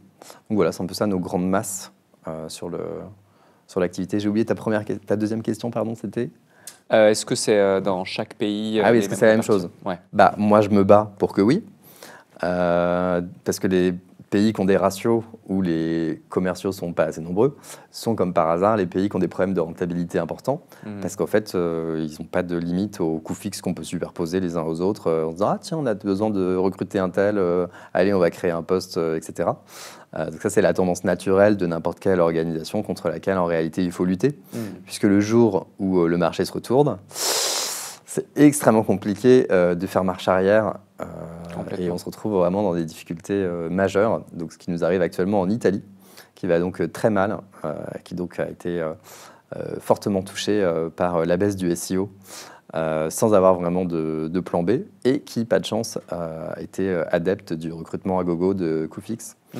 dans un pays où en plus le droit social est très très complexe. Donc ouais, on nous a mis en grande difficulté sur le marché italien.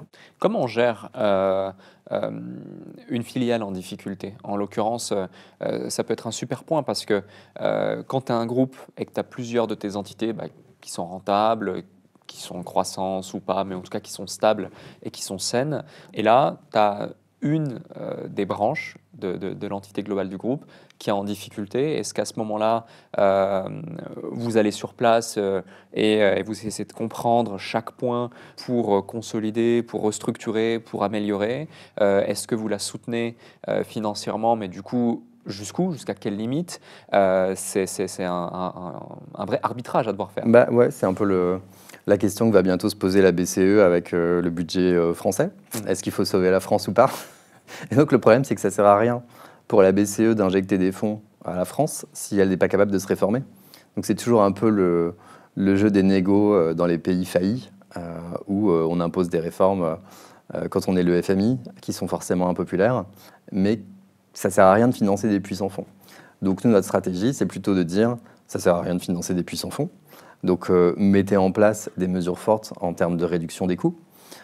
Et puis, si ensuite ça prend une tournure un peu plus sérieuse, ok, on viendra peut-être vous aider. En l'occurrence, c'est un peu technique, mais sous forme plutôt de prêts nantis sur des actifs dont dispose la boîte. Mais pour moi, les difficultés, en l'occurrence, n'émergent pas de nulle part, mais d'erreurs qui ont été faites. Et du coup, il faut d'abord solutionner ces erreurs-là et changer la boîte avant d'envisager de l'aide, parce que sinon, c'est faire perdurer des situations qui, en réalité, sont impossibles. Donc, tout comme la France ne peut pas vivre au-dessus de ses moyens à l'infini, une boîte ne peut pas vivre au-dessus de ses moyens à l'infini, et ça ne sert à rien de l'aider tant qu'elle ne s'est pas réformée, changée, pour pouvoir reprendre une voie qui soit la bonne. Donc dit autrement, c'est identification des problématiques présentes dans la filiale, réduction des coûts pour essayer de retrouver un seuil de rentabilité ou en tout cas de neutralité du déficit et donc de la trésorerie, et ensuite venir combler les trous, les lacunes si on en a la possibilité pour redonner une dynamique de croissance à celle-ci. Oui, et je dirais aussi recentraliser beaucoup de fonctions en réalité chez nous pour les aider à réduire leurs coûts fixes. Et justement, alors ça c'est un très bon point, comment ça fonctionne? Vous avez une holding avec des fonctions support qui sont présentes pour pouvoir aider les différentes filiales des différents pays sur des compétences qui peuvent être justement centralisées. Et puis sur ces filiales, il y a majoritairement, j'imagine, donc des forces commerciales à coût variable et très peu de forces à coût fixe qui sont mises dans la structure support. Est-ce que c'est ça qui a été mis en place ou c'est autre chose? Alors, en fait, on revient à l'histoire actionnariale de Selectra, parce que en Espagne, on a vraiment cette filiale à 50-50, qui du coup est très autonome et qui a voulu prendre de plus en plus d'autonomie. Donc qui a tendance à dupliquer tout ce qu'on fait de notre côté sur tous les autres pays. D'accord. L'Italie a un peu essayé de faire la même chose, seul problème, elle était trop petite. Du coup, elle est en difficulté, et là, on recentralise chez nous. Là aussi, on était à 50-50 avec des associés. Et donc, du coup, on se retrouve vraiment avec deux boîtes aujourd'hui. La boîte France et tous les pays qui en dépendent, et donc nouvellement l'Italie, et la boîte espagnole et les pays qui en dépendent, donc le Portugal et l'Amérique latine. Et donc chacune a ses fonctions support pour ses propres petits pays, mais il y a très peu de fonctions support qui sont mutualisées pour les deux boîtes, qui en fait ont deux cultures d'ailleurs différentes, qui ne se parlent jamais. Qui fonctionnent en silo de façon tout à fait remarquable. Et donc, c'est un vrai problème chez nous d'avoir cette dichotomie entre ces deux boîtes de taille à peu près égales et qui se parlent très peu et qui ont très très peu de synergie. Donc, c'est presque deux boîtes concurrentes sur des marchés différents, certes, mais qui n'ont pas de lien, hormis un lien capitalistique avec toi et ton associé, qui se développent et qui développent d'autres pays les unes après les autres et qui constituent un groupe, quoi, finalement. Exactement. Mais les liens existent, mais sont faibles. Ouais, vraiment faibles. Ok. Et comment vous avez trouvé vos autres associés pour toutes les différentes filiales? Alors certes, tu as parlé de l'Italie, tu as parlé de l'Espagne, mais pour les autres, est-ce que ce sont à chaque fois des collaborateurs que vous avez historiquement au sein du siège ou dans une boîte historique qui va prendre progressivement du galon, monter progressivement, comme c'était le cas de l'exemple de l'alternant qui était en communication, qui maintenant est votre CTO, ou vous avez recruté des profils plus seniors, mais cette fois-ci avec les bonnes stratégies de recrutement pour ne pas refaire les mêmes erreurs du passé, et vous êtes allé développer, ou peut-être faire de la croissance externe en rachetant des plus petits acteurs, mais j'imagine que ce n'est pas forcément cette option que vous avez prise, vu que vous étiez bootstrap, et à chaque fois le but c'est de commencer à coût zéro. Alors, tout dépend des pays, il n'y a pas de règle. La boîte espagnole, elle, ce qu'elle fait, c'est elle ne met pas de country manager, il n'y a pas de chef. D'accord. Donc c'est quand même pas top parce qu'on ne sait jamais à qui s'adresser quand on a un problème portugais, mexicain ou chilien ou je ne sais quoi. Par contre, elle étend le périmètre de ses forces espagnoles à d'autres pays. Donc bon, pourquoi pas. Du coup, moi, je ne suis pas très décisionnaire sur ces sujets-là et ça peut être une forme d'organisation qui fonctionne. Nous, on a des recrutements externes qui quand même ont pas mal marché. Donc recrutement externe au Japon. On a recruté une certaine Fanny, qui a 22 ans, je crois, sortait de Sciences Po et d'un double diplôme avec une université japonaise, qui parle japonais couramment et qui donc s'est retrouvée à la tête de notre filiale japonaise qui doit quand même avoir 50-70 salariés, à l'époque en tout cas. On a changé un peu de business model, donc il y en a moins maintenant. Donc du coup, on a pris le parti de faire quelque chose de pas du tout japonais, c'est-à-dire mettre une Française de 22 ans à la tête quand même d'une boîte d'un début de taille.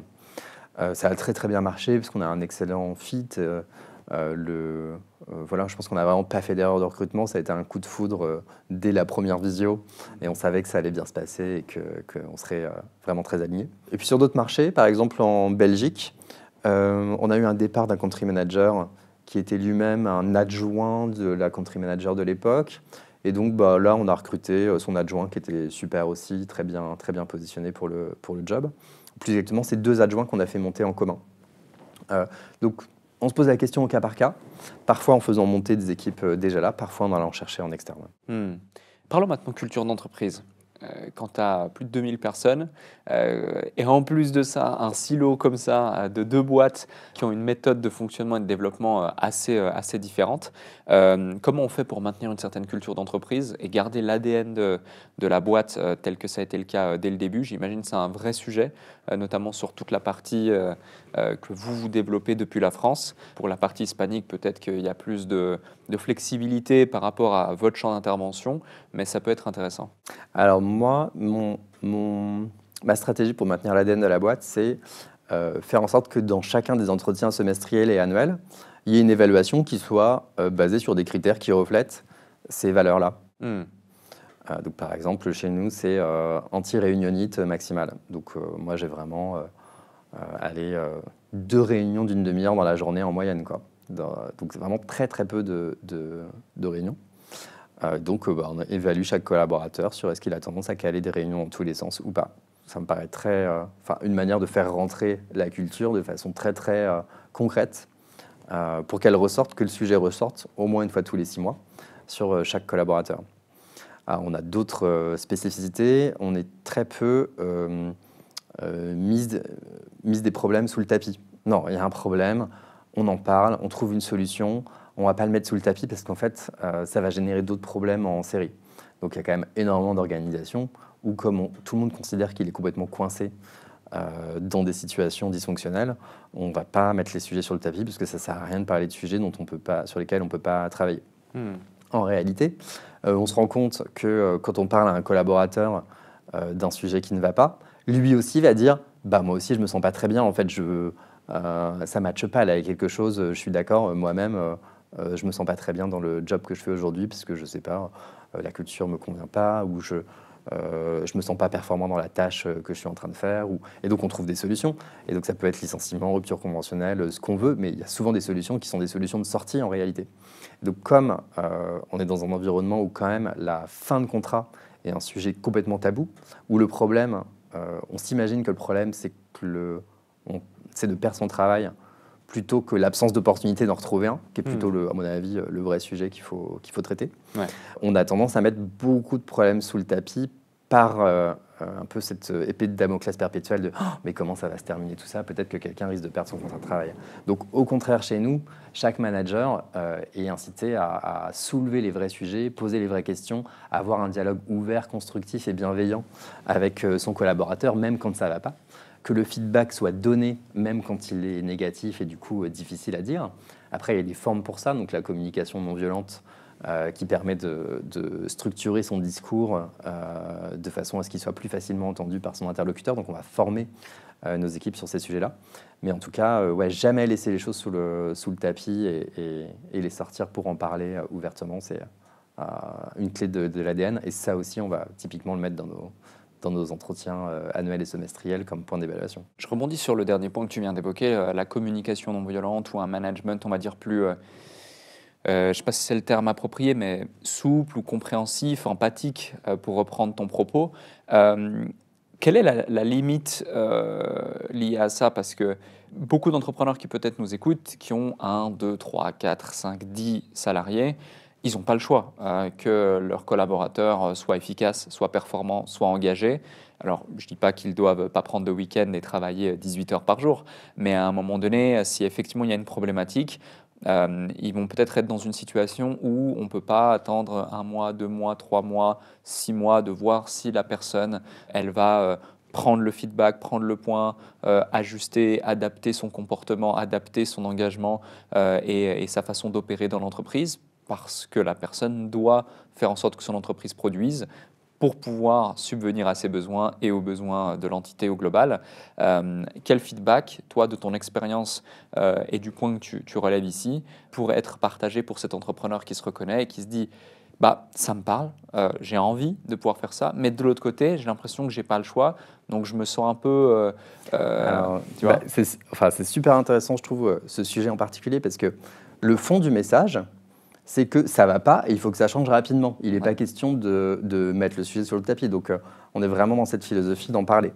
La communication non violente ne va pas te retarder ou ne va pas faire en sorte que les choses n'avancent pas quand tu es dans le cadre d'un entrepreneur qui a besoin que son collaborateur fasse son travail. La collaboration non violente, c'est quoi? C'est structurer le discours en disant observation. Bah, tel jour à telle heure, il s'est passé tel truc. Ensuite, on avance sur OSBD, donc c'est sentiment. Bah, moi, du coup, j'ai le sentiment que. Ensuite, on avance sur le besoin. Mon besoin, c'est que. Et ensuite, c'est la demande. Donc, ça permet à l'avance de structurer son discours d'une façon qui va être entendue par l'interlocuteur en face. Parce que, par exemple, mon sentiment, c'est que. C'est pas genre un point de vue universel que j'impose à l'autre. C'est moi, mon sentiment, ce que j'en pense, c'est ça.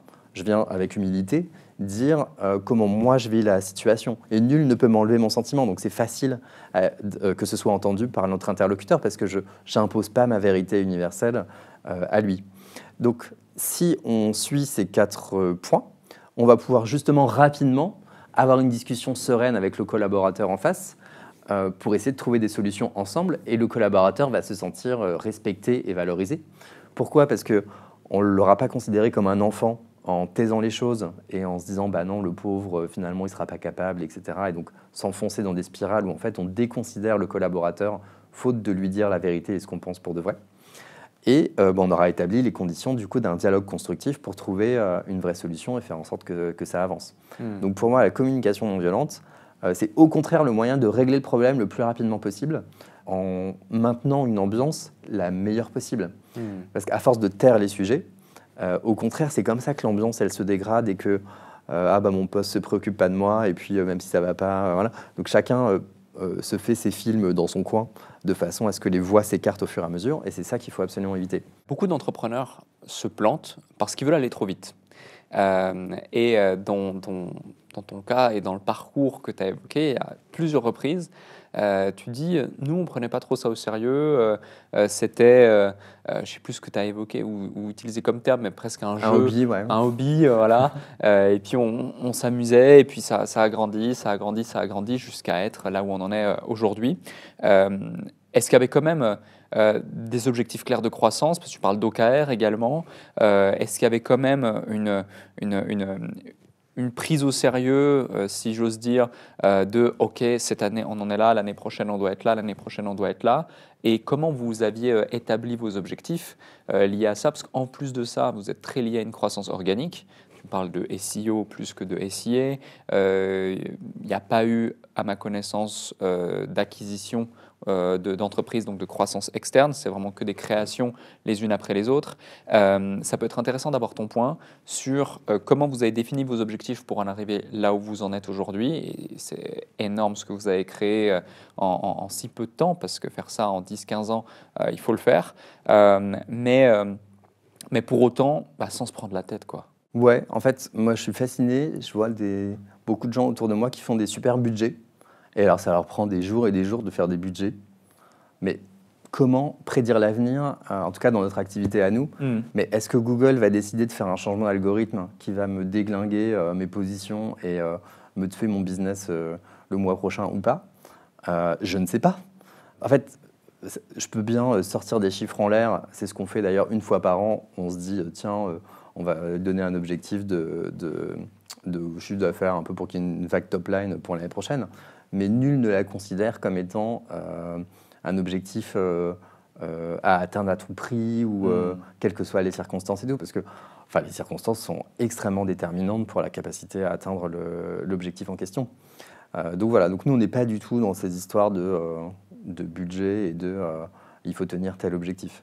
Donc quand on définit nos OKR, on essaie plutôt de faire en sorte que ce soit un outil d'ownership de la personne qui les définit. Donc moi, ça me permet de faire en sorte que chaque manager se pose la question, une fois par trimestre, tiens, où est-ce que je voudrais en être le trimestre prochain et dans quel objectif un peu plus global ça s'inscrit. Donc, si je réussis à faire ça, je vais prendre du recul stratégique à un tas de gens pour essayer de leur faire prendre du leadership, de l'ownership et de faire en sorte qu'ils arrivent à créer de la valeur par eux-mêmes et aussi à faire plus de sens sur leur secteur d'activité parce qu'ils vont le faire à leur façon. Et c'est important que ce soit eux qui se déploient. C'est comme ça qu'on grandit professionnellement, qu'on grandit juste humainement. Moi, je n'aurais pas la même façon de le faire que la personne en question. Donc ça m'intéresse plus, puisque c'est elle qui le fait, qu'elle se réalise elle-même de la façon dont elle le préfère, plutôt que de lui imposer des formules. Donc moi, ça va surtout m'aider à ça, la définition d'objectifs, plus qu'à essayer de, par exemple, il y a beaucoup de gens qui prennent des OKR groupes et qui les déclinent à chaque personne. Mais je sais pas, moi, par exemple, ma maintenance, mon département de maintenance, il a des OKR à suivre. Ils ne sont pas directement liés par une chaîne ultra logique à mon OKR groupe. Donc, je trouve qu'on est déjà très top-down. Ça ne sert à rien de faire des trucs top-down quand, au contraire, on a l'opportunité de faire un joli outil bottom-up où chacun peut s'en saisir pour faire des propositions, dialoguer avec sa hiérarchie pour que tout le monde s'aligne et donner des directions. Donc, ouais, je ne suis pas du tout dans cette logique budget, top-down, décliné à petite échelle après. Ouais. Donc un outil qui permet finalement de responsabiliser davantage les collaborateurs. Quand tu parles de ownership, de leadership, c'est vraiment ça. Ouais, carrément. Ouais. Tu peux détailler top-down, bottom-up pour ceux qui nous écoutent et qui ne sont pas familiers avec ces termes? Ouais, donc top-down, c'est donc quand ça vient du haut et que ça s'impose au bas. Et bottom-up, c'est quand ça vient du bas. Du terrain. Voilà, du terrain. Et que ça monte vers le haut. Donc, par exemple, dans le cas des OKR, je pourrais dire à mes petits amis du bas, donnez-moi des objectifs qui servent ma cause numéro 1. Et donc, oui, je vais le faire dans une certaine partie en leur disant, moi, sachez que c'est ça mes objectifs groupe. Mais peut-être que vous, ça ne rentre pas directement là-dedans et que c'est quand même intéressant. Donc, je vais plutôt leur dire, faites-moi vos propositions d'objectifs pour vous, plutôt que de leur dire, voici vos objectifs à tenir. Okay. Donc, c'est une démarche plus bottom-up que top-down. Complètement. Un autre point, c'est au niveau de ton tempérament. Tu m'as l'air plutôt lâcher prise justement sur l'entrepreneuriat en général. Et c'est une bonne chose parce que beaucoup le disent, et à juste titre, si tu es quelqu'un d'anxieux, de très sujet au stress, c'est peut-être pas la meilleure aventure de faire l'entrepreneuriat. Il y a peut-être autre chose à faire pour être plus tranquille et plus à l'aise. Toi, est-ce que c'est quelque chose que tu as toujours eu? Est-ce que c'est quelque chose qui t'a permis justement de faire face à certains challenges, certaines problématiques, certains enjeux dans le cadre de ton parcours pour que ce soit aussi beaucoup plus fluide?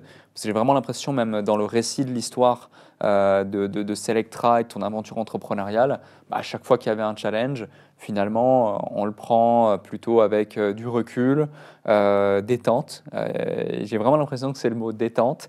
Et puis on va y trouver les solutions les plus adaptées et puis voir comment on peut avancer. Et puis, de toute façon, on est là pour s'amuser. Donc, on va voir. Est-ce que c'est vraiment ça ou c'est juste un ressenti personnel? Je pense que c'est le fruit d'un travail. Ouais. En fait... Donc, tu n'as pas toujours été comme ça? J'ai jamais été un grand anxieux.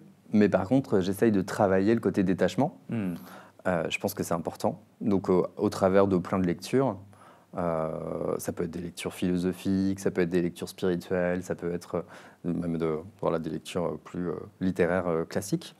Mais tout ça nous conduit quand même à relativiser toute cette histoire en se disant, ce monde est une grande pièce de théâtre. Moi, j'ai atterri dans ce rôle-là, pourquoi pas, je le joue. Mais bon... Voilà, je joue mon rôle plus qu'autre chose. Il y a, je trouve, un outil un peu de philosophie de comptoir qui marche pas mal, c'est les accords Toltec, dont tu as peut-être entendu parler. Tu sais, c'est aux États-Unis, à un moment donné, un type a dit voici la grande philosophie de l'ancien peuple Toltec, originaire d'Amérique centrale. Oprah Winfrey s'est saisie du sujet. Ça fait un grand livre de développement personnel très vendu à des millions d'exemplaires. Et donc, les accords Toltec, c'est 4 accords qu'on passe avec soi-même. Donc, il y a le premier, que votre parole soit impeccable. pas facile, parole impeccable, 1h45 avec toi, toujours un exercice. Deuxième accord Toltec, ne rien prendre personnellement. Je pense accord décisif pour une carrière professionnelle. Ne pas faire de suppositions. Donc là, c'est si jamais, c'est un peu ce qu'on disait tout à l'heure, si jamais commence à avoir un problème avec quelqu'un, en fait, il faut lui en parler tout de suite avant que ça devienne un cercle vicieux qui tourne et tourne dans la tête. Et puis le quatrième accord Toltec, c'est en fait, fais de ton mieux. Et du coup, si tu as fait de ton mieux, notamment dans le respect de tous ces accords, et ben si ça marche pas, bah c'était pas ta voie aujourd'hui, mais tu as fait ce que tu as pu.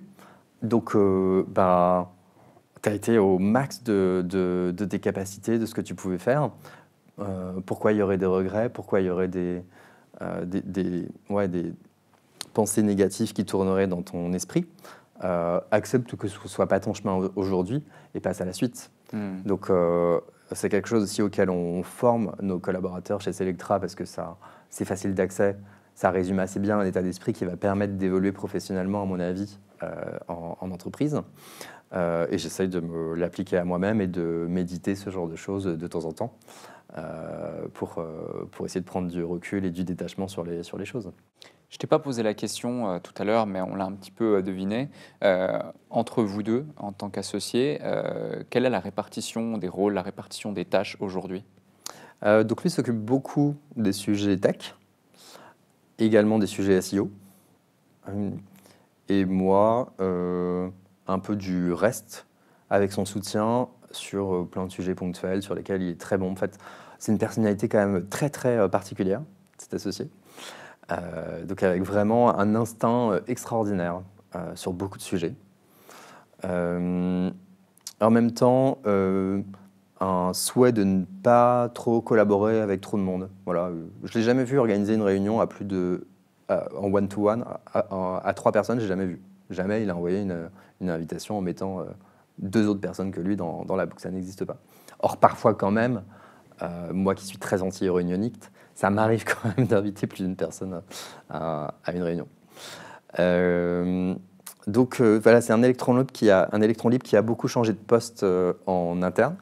Parfois en prenant beaucoup la lumière, parfois en se restreignant dans un fin fond d'organigramme, mais toujours avec un génie très, très, très particulier.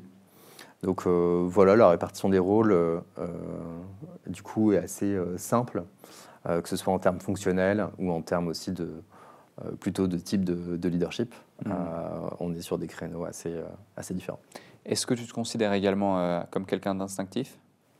Beaucoup moins que lui. Et justement, comment on fait quand on est associé, ou on a un associé qui est très instinctif et qu'on l'est un peu moins, voire même, tu m'as l'air, et peut-être qu'il l'est aussi, hein, très rationnel, de par aussi le parcours, etc. Où d'un côté, il y a la philosophie, suis ton instinct, ton feeling, entre guillemets, et puis ce que tu penses être bon et ce que tu ressens. Et de l'autre, c'est quoi les datas, c'est quoi les KPI, finalement, où est la limite et à quel moment le rationnel prend le dessus sur ce qu'on ressent? En fait, il y a assez peu de sujets, je trouve, dans lesquels ça rentre en conflit. D'accord. Ces intuitions sont aussi basées sur de l'expérience et de la data. Et donc, elles ne sont pas complètement... Enfin, ces intuitions, elles sont très utiles quand il n'y a pas de data, quoi. Or, ça arrive quand même très souvent qu'il n'y ait pas vraiment de data. Est-ce que c'est une bonne idée de recruter quelqu'un ou pas? Pas vraiment de data. Est-ce que c'est une bonne idée d'investir dans quelque chose ou pas? La data, c'est de la data future, en fait. Donc, elle n'existe pas encore. Donc, c'est vraiment pour toutes ces occasions où on parle plutôt de spéculation, où ces compétences d'instinct vont être très, très utiles. Ouais. Pour ceux qui se posent la question par rapport à ce qu'est un comparateur comme Selectra, grosso modo, c'est quoi l'avantage à passer par un comparateur? On n'en a pas vraiment parlé, mais finalement, dans quelle mesure on peut gagner de l'argent tous les mois ou tous les ans sur son contrat d'énergie? Est-ce qu'aujourd'hui, vous êtes que sur des contrats d'énergie? Est-ce qu'il y a d'autres choses qu'on peut comparer sur un site de ce type-là, une solution de ce type-là? Ouais. Finalement, d'un point de vue utilisateur, c'est quoi l'avantage? Alors, il y en a plusieurs. Donc, effectivement, il y a des économies à faire. Là, par exemple, l'offre la moins chère du marché aujourd'hui en électricité, elle est à 20% moins chère sur le prix du kilowattheure par rapport au tarif réglementé du fournisseur historique. Donc, c'est sur le prix du kilowattheure, c'est pas sur l'abonnement.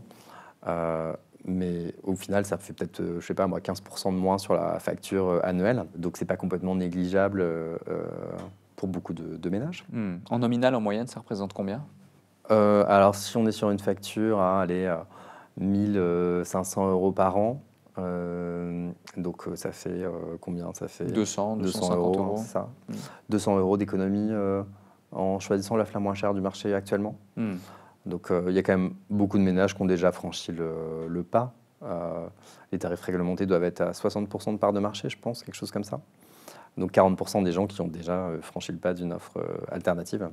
Après, donc évidemment, c'est l'histoire de prix, il y a une histoire de choix, puisque donc, quand vous nous appelez, du coup, nous, on est un peu un service commercial externalisé, sauf qu'au lieu de proposer les offres d'un fournisseur, on peut proposer les offres de 10, 12 fournisseurs différents. Du coup, c'est juste un panel de choix plus large, qui peut avoir des avantages. Si vous voulez de l'électricité verte, si vous voulez payer moins cher, si vous voulez stabiliser le prix de votre énergie, si vous voulez, je sais pas moi, un service client basé en France où on est sûr que vraiment il y aura de la super qualité au téléphone plutôt que de tomber sur des calls un peu moins zélés. Donc voilà, des process de déménagement. Donc quand vous emménagez, vous n'avez pas envie que votre dossier traîne pour que l'électricité soit au final coupée parce que votre fournisseur vous a pas basculé sur l'outil du gestionnaire de réseau. Enfin bref, donc plein de dimensions qui ont l'air anecdotiques comme ça et qui en fait ne le sont pas le jour où vous déménagez, que finalement le lendemain de votre emménagement tout coupe parce que vous êtes trompé de fournisseur. Voilà, donc ça c'est les avantages. Aussi l'avantage sur le type de panel d'offres qu'on peut proposer. Donc par exemple sur nos partenariats, nos agences immobilières, vous allez tomber sur un seul interlocuteur qui va s'occuper de l'énergie, de l'Internet, éventuellement de votre mobile, de votre entretien chaudière, de votre assurance habitation. Donc il ne va pas vous redemander 15 fois les mêmes questions dans tous les sens. Voilà, il va faire en sorte que ça aille vite pour tous vos sujets et qu'ils soient réglés d'un coup pour pouvoir faire en sorte que vous puissiez vaquer à vos occupations qui sont déménager, vous installer et pas vous prendre la tête avec 15 000 interlocuteurs au téléphone, à attendre 15 000 fois 10 minutes que quelqu'un veuille bien décrocher, etc. Donc voilà, c'est un peu ça les principaux points d'avantage à passer par nous. Et au niveau des différents types de contrats, donc tu évoquais l'énergie, tu évoquais Internet, le téléphone, etc. Est-ce qu'il y a d'autres types de contrats sur lesquels vous vous êtes positionné? Ouais, donc nous, c'est électricité et gaz, Internet mobile, assurance, habitation, auto, santé, emprunteur. Voilà, essentiellement, un peu de prévoyance également. Et est-ce que dès le début, vous vous êtes positionné sur tous ces créneaux ou ça s'est fait progressivement? Pourquoi je te pose cette question? C'est parce que finalement, tu as plusieurs façons de scaler aussi ton revenu. C'est soit par tes sources d'acquisition, soit par la typologie de clients que tu vas adresser. Là, on a compris que du coup, la source d'acquisition majeure, il y en avait 3. Et puis, le SEO est très bien positionné. Et puis, il y en a 2 autres qui fonctionnent aussi très, très bien. On a compris que l'avatar idéal, c'est celui qui déménage depuis ce repositionnement en 2014, qui était vraiment un super positionnement. Et parfois, juste un ajustement de son positionnement peut tout changer dans l'histoire d'une entreprise, comme ça a été le cas pour vous. Et puis ensuite, il y a la multiplication des revenus par client qu'on va avoir. Donc finalement, cette LTV, cette Lifetime Value, qui ne peut dépendre que des différentes business units qu'on va développer et donc des offres qu'on va proposer. Et est-ce que tout de suite, vous avez ce panel d'offres qui a été proposé ou ça s'est fait progressivement et dans quelle mesure? Alors au début, on faisait que l'énergie. Ouais. Et puis le jour où on s'est retrouvé avec 95% de déménagement, vous faites pas la box Internet? Non, mais bon, c'est une bonne idée. Et puis de quoi on a besoin d'autre de l'entretien chaudière, de quoi on a besoin d'autre de l'assurance habitation. Donc c'est comme ça, c'est vraiment autour du déménagement qu'on a construit tout ça. Et également, les gens avaient besoin de l'eau. Alors là, ça ne nous rapporte pas d'argent directement parce que c'est des monopoles locaux, évidemment, c'est traité en délégation de services publics ou en régie. Mais on a construit le premier annuaire qui recense tous les bons contacts pour l'eau dans chaque commune de France pour répondre à ces questions des clients. Également parce qu'on voulait être perçu comme l'interlocuteur qui va répondre à toutes vos questions autour du déménagement sur tous les nouveaux abonnements dont vous avez besoin. Donc c'est autour de la question du déménagement qu'on a créé notre offre de valeur en se développant sur l'Internet et les assurances. Ouais. Ouais, donc finalement, en répondant effectivement aux besoins et puis en offrant le meilleur service qui soit, typiquement avec l'eau où il n'y a pas d'intérêt économique, mais le but c'est d'améliorer l'expérience client au global. Vous avez fait le même chemin sur chaque pays développé ou il y en a certains où vous n'êtes pas forcément positionné sur le déménagement ou pas forcément avec toutes ces offres? Alors, on a plutôt découvert dans certains pays que le déménagement ne pouvait pas donner lieu à une souscription chez nous. Donc on a pas mal essayé, notamment aux États-Unis. Et malheureusement, quand on déménage aux États-Unis, on est obligé de choisir l'offre par défaut, donc des tarifs réglementés locaux. Ok. Et ensuite, seulement, on peut changer de fournisseur, sauf au Texas. Donc on a essayé d'aller au Texas plus en profondeur, sans succès. Donc voilà, on a surtout découvert à l'étranger des marchés comme la Pologne ou les États-Unis, où l'absence de déménagement rendait notre business model non concluant. Donc on a également vérifié au Japon, avant de se lancer, que le déménagement, ça pouvait marcher. Et c'est assez frustrant parce que à chaque fois qu'on va sur un nouveau marché qui s'apprête à s'ouvrir, on explique, mais vous savez, le déménagement, si ce n'est pas possible de souscrire en situation de déménagement, vraiment, votre marché, ce n'est pas la peine de l'ouvrir tellement il n'y a personne, notamment dans les 5 premières années, qui va changer. Et donc, on essayait d'expliquer ça au ministère de l'économie à Tokyo, sous, en plus, des caméras de télévision qu'on avait conviées pour l'occasion, parce qu'on disait, le marché s'apprête à se lancer au Japon, est-ce que vous voulez suivre une boîte française qui fait déjà ça dans les négos? Bref, donc il y avait des scènes un peu surréalistes avec la télé japonaise qui était là en train de filmer, moi qui essayais d'expliquer que le déménagement, si on ne pouvait pas souscrire en situation de déménagement, on n'allait vraiment pas s'en sortir sur l'ouverture de marché. Et au final, c'est une prise de conscience qui vient toujours assez tardivement. Et donc, chaque marché se dote des outils qui permettent de souscrire en situation de déménagement avec du retard. Donc, les bases de données en France sont assez bien faites. Donc, si tu déménages demain dans un nouveau local, moi, j'ai besoin d'avoir une base de données qui me permet d'aller localiser dans quel nouveau local, le numéro de compteur de ton nouveau logement. Ouais. Comme c'est EDF sur 95% du territoire, c'est assez facile de faire une bonne base de données. Mais partout ailleurs sur la planète, il y avait des monopoles locaux, en fait. Donc 10 fournisseurs d'électricité au Japon, par exemple. Donc il faut faire des bases de données communes ou forcer chacun à ouvrir sa petite base et savoir chez qui aller selon l'adresse. Mais ce n'est jamais des questions qui sont tout de suite très bien gérées et ça met du temps à se structurer. Ouais. Donc bon, voilà, il y a toujours des spécificités locales importantes sur chaque marché où on va. Ouais. D'autant plus que quand tu arrives, tu n'as pas forcément de poids sur le marché en question. Tout le monde s'en fout. Voilà, ouais. C'est ça. Donc tu dois être pris au sérieux par des interlocuteurs qui ne te connaissent pas, qui ne parlent même pas la même langue que toi en natif. Comment tu fais? C'est du réseau, c'est de l'audace? Non, tu fais ce que tu peux, mais en réalité, tu n'as pas beaucoup d'impact.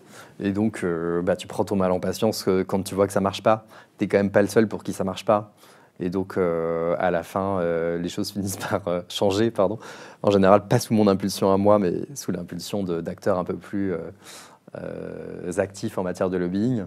Donc, des gros fournisseurs alternatifs qui, par exemple, se lancent, qui ont beaucoup de budget, qui ont mis 30 millions dans leur pub télé, mais qui, à la fin, ont 3 clients et demi parce qu'on n'a pas pu souscrire sur leur site. Bon, eux, ils vont peut-être mettre un peu plus d'efforts que moi pour aller faire changer les structures de marché. J'ai 2 dernières questions pour toi et merci Xavier déjà pour tout ce que tu as partagé. Est-ce que tu peux nous partager une anecdote que tu n'as pas encore partagée d'un pays que vous avez tenté de développer, que peut-être à terme vous avez réussi à développer ou pas, à voir, et nous expliquer pourquoi il y a eu tant de challenges sur ce pays, s'il y en a eu. Pourquoi je te pose cette question? C'est parce que beaucoup d'entrepreneurs qui nous écoutent ont la volonté de se développer à l'international à un moment donné. Certains, ça restera juste une idée, d'autres, juste un rêve même peut-être, mais pour d'autres, ils vont tenter de le faire. Et la réalité, c'est qu'il y a beaucoup plus de challenges et d'embûches qu'il n'y paraît. Quand on raconte votre histoire, on a l'impression que, surtout au départ, c'est juste un concours de circonstances, on rencontre les bonnes personnes, on fait une soirée et puis boum, on développe un pays et tout se passe bien des années durant. En réalité, je le sais, l'entrepreneuriat, c'est pas simple, c'est pas rapide, c'est pas facile. Tu le sais également. Quelle est l'anecdote qui t'a le plus marqué, t'a offert une leçon que tu aimerais partager sur le développement à l'international, au global et l'ouverture d'un nouveau pays? Ouais, on peut prendre l'exemple de l'Inde, chez nous. Donc l'Inde, on y va, mais l'énergie est fermée, il n'y a que le télécom qui est ouvert, que l'Internet. Marché très compliqué. enfin, le marché du télécom de façon générale est jamais le plus porteur sur nos métiers. On se dit quand même, il y a 1,4 milliard d'habitants, on doit bien pouvoir se débrouiller pour faire quelque chose. Donc on crée un site internet et on fait du trafic dessus. Trafic 100 000 visiteurs par mois. À l'échelle de l'Inde, c'est nul quoi. Déjà à notre échelle, c'est pas terrible, mais à l'échelle de l'Inde, j'en parle pas. Sur un marché donc très pauvre. Donc chaque visiteur te rapporte des clopinettes, puisque les rares programmes d'affiliation que tu trouves sont vraiment très très mal payés, puisque tout est bon marché quoi. Et en fait, donc, on a fini par fermer et arrêter. Pourquoi? Parce que en fait, les modes de consommation sont très différents. Il y a un problème de langue, donc l'internet indien est essentiellement en anglais. Mais bon, il y a tellement de langues différentes que on n'est pas sûr que les gens comprennent très bien quand ils lisent l'anglais, et du coup, ils vont s'orienter par d'autres canaux, notamment visiblement beaucoup par la vidéo. Donc ça va être, quand on a une question sur ce genre de sujet en Inde, on va plutôt rechercher des vidéos dans sa langue à soi, d'influenceurs locaux qui vont dire moi j'ai souscrit chez tel truc parce que c'est mieux que... Enfin, bref, mais c'est pas les mêmes environnements culturels du tout. Donc entre environnements culturels extrêmement différents, marché pas hyper porteur, sans énergie ouverte à la concurrence, voilà, c'est un échec qui nous a conduit à abandonner le projet complètement. Merci Xavier pour tout ce que tu as partagé. Bravo également pour ce parcours. J'ai une dernière question pour toi. Mais avant ça, si vous avez eu autant de plaisir à écouter cet épisode que j'en ai eu à l'animer, eh bien comme à chaque fois, faites-le nous savoir en mettant un commentaire sous la vidéo, en la partageant. Et puis, si vous étiez sur une plateforme de streaming, eh bien mettez 5 étoiles sur votre plateforme préférée. Xavier, est-ce que tu peux nous partager, s'il te plaît, le déclic qui a fait toute la différence pour toi? Ça peut être personnellement, professionnellement, que tu n'as pas encore partagé dans cet échange, que peut-être tu n'as jamais partagé dans aucune interview. Ça peut être une simple phrase, ça peut être une anecdote, ça peut être quelque chose de positif, de moins positif, peu importe. Tu as carte blanche pour le mot de la fin. Moi, je dirais, non, le déclic, le vrai, ça a été le moment où moi-même j'ai décroché le téléphone pour la première fois. Donc je me revois à l'incubateur de Sciences Po avec ce téléphone fixe des années 80 que je décrochais. Et bonjour, oui, je déménage. Bonjour, oui, je déménage. Bonjour, oui, je déménage. Enfin, quand il y a des signaux qui sont envoyés comme ça, en fait, il faut vraiment les écouter, quoi. Et donc ce jour-là, je me suis dit, mais incroyable, je me revois à l'arrière de ce scooter avec mon associé en train de discuter après cette journée et lui dire, en fait, on est vraiment passé à côté de quelque chose, mais comment est-ce qu'on a pu louper un truc pareil, quoi. Donc le vrai déclic, ça a été entre ce décrochage de téléphone et ce moment sur le scooter, où là, j'ai pris conscience qu'on était passé à côté de quelque chose d'important. Ouais. Merci Xavier. Merci à toi, Alec.